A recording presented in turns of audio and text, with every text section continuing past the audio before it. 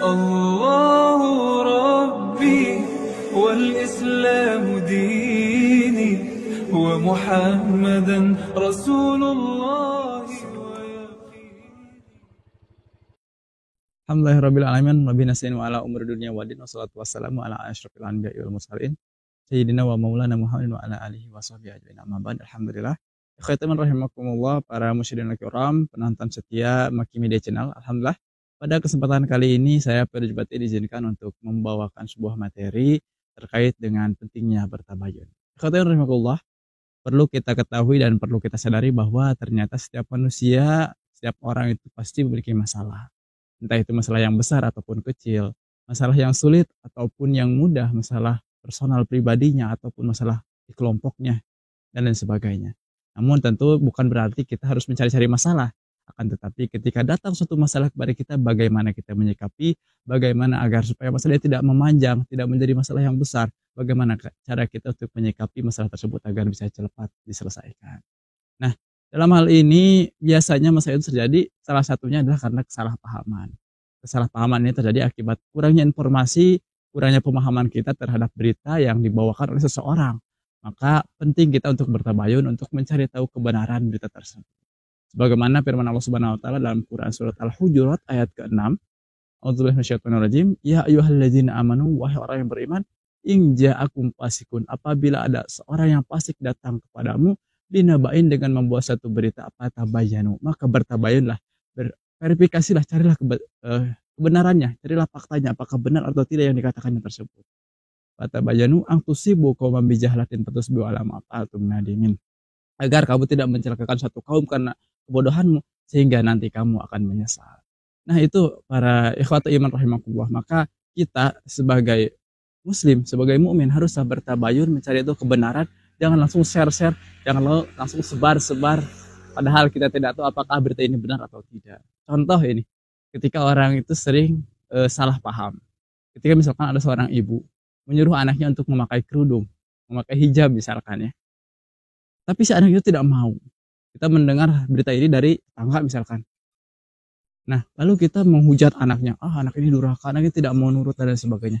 Padahal kalau kita mau bertabayun dulu, mencari tahu dulu kebenarannya, kualitasannya, bahwa ternyata setelah dicek, kenapa si anak ini tidak mau memakai kerudung? Karena memang anak ini laki-laki.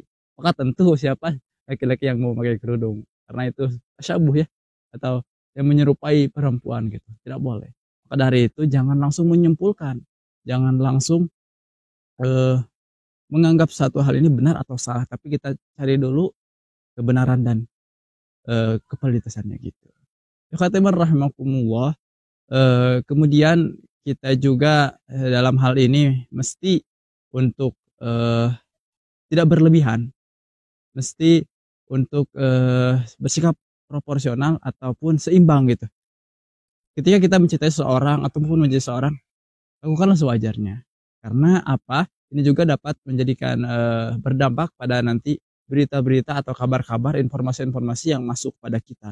Kalau kita misalkan mencintai seorang secara berlebihan dengan fanatik, ketika dia memberitakan suatu berita, suatu hal yang apapun itu, baik positif ataupun negatif, pasti kita akan terima. Walaupun bisa jadi dia sedang berbohong, walaupun misalkan dia sedang melakukan kesalahan. Ataupun sebaliknya, ketika misalkan yang datang berita itu dari orang yang kita benci, biasanya kita tidak mau menerima, biasanya kita menolak karena kebencian kita. Nah, padahal Allah Subhanahu wa taala berfirman dalam Quran surat Al-Maidah ayat ke-8 disebutkan, wala yajrimannakum syana'anu qaumin ala alla ta'dilu i'dilu wa aqrabu littaqwa. Dan janganlah karena kebencian kamu terhadap satu kaum membuat kamu tidak adil terhadap kaum tersebut. Berlaku adillah, kata Allah. Berlaku adillah kamu, karena adil itu merupakan lebih dekat pada ketakwaan. Maka dalam hal ini ikhwatu iman rahimakumullah, kita mesti harus bersikap objektif. Jangan fanatik, jangan subjektif, jangan melihat seseorang itu dari orangnya. Karena kita cinta, kita percaya. Setiap berita yang datang pada kita karena kecilaan padanya, kita langsung percaya, kita langsung terima. Padahal belum tentu itu betul. Kita harus cari dulu kebenarannya. Ataupun ketika datang dari seorang yang tidak kita cintai, kita benci, kita langsung menjudge bahwa ini salah, tidak mungkin dan sebagainya. Tidak boleh seperti itu juga. Maka ketika kita harus bersikap objektif, bersikap melihat objek yang dibahasnya, bukan orang yang membahasnya. Dan dikatakan juga dalam tafsir Kemenag bahwa ternyata kita itu harus bersikap adil itu dalam dunia juga akhiratnya juga. Maka jangan sampai kita mencelakakan suatu kaum, jangan sampai kita membuat berita-berita hoax, jangan sampai kita menyebarkan hal-hal yang belum teruji kevaliditasannya. Kemudian di akhir, marilah kita untuk bersikap lebih objektif lagi.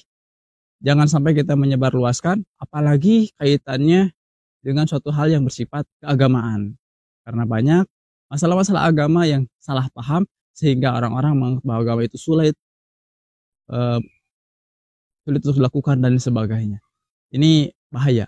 Apalagi kalau kita hanya sebatas mendengar dari teman, sebatas mendengar dari potongan-potongan ayat, misalkan potongan-potongan surat tanpa mencari tahu lebih lanjut, lebih dalam terkait dengan hal tersebut. Maka ini bisa membahayakan diri kita dan juga membahayakan orang lain. Allahu a'lam bishawab.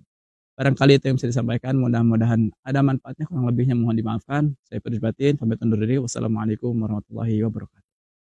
Ikhwatiwan rahimakumullah, kami dari Yayasan Amal Mata Hati menginformasikan bahwa pada saat ini kami sedang mengadakan program wakaf sejuta kebaikan Yayasan Amal Mata Hati, yaitu untuk pembangunan pesantren Maki Bandung yang berlokasi di Cijambe ya. Oleh karena itu kami pada saat ini membutuhkan dana sekitar 2,5 miliar untuk tahap awal, pembuatan turap dan lain sebagainya. Dan bagi para ikhwat iman yang ingin berkontribusi membantu kami untuk membangun pesantren Maki, maka boleh menyalurkan. Yang pertama bisa lewat Bank Mandiri dengan nomor rekening di bawah ini, ataupun yang kedua bisa lewat Bank Syariah Indonesia, dan bisa juga scan lewat KRIS. Dan terakhir bisa langsung datang ke Sekretariat Yayasan Amal Mata Hati di Ruko Madaden Regensi nomor 24 Cijambe Ujung Berung, Bandung. Dan bagi para muwakif yang telah mewakafkan, kami ucapkan terima kasih jazakumullah khairan. Mudah-mudahan Allah Subhanahu wa taala mengganti dengan harta yang berlipat ganda dan diberikan umur yang panjang, diberikan kesehatan dan selalu dimudahkan dalam segala urusannya. Barangkali itu yang bisa disampaikan, mudah-mudahan bermanfaat. Akhirul kalam, Rabbana atina fid dunya hasanah wa fil akhirati hasanah wa qina adzabannar. Wassalamualaikum warahmatullahi wabarakatuh.